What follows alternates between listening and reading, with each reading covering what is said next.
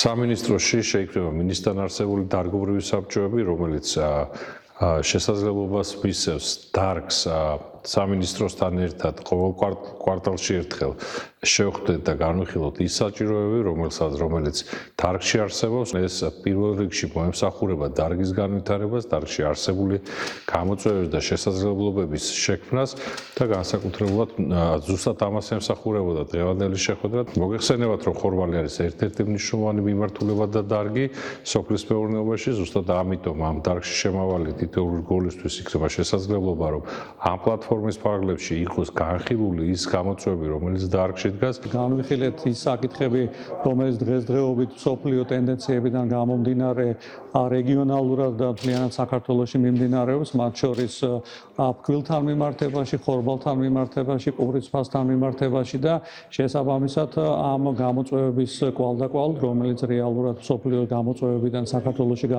გადმოდის, დავსახეთ გარკვეული გზები იმასთან დაკავშირებით, რომ ფასების სტაბილურობა იყოს შენარჩუნებელი, გარკვეული თქვათ მიმართულებები ჩვენს გქონდა, ანუ წინადადები ამასთან დაკავშირებით და რეალურად ვფიქრობ, რომ ძალიან კარგი შეხვედრა იყო.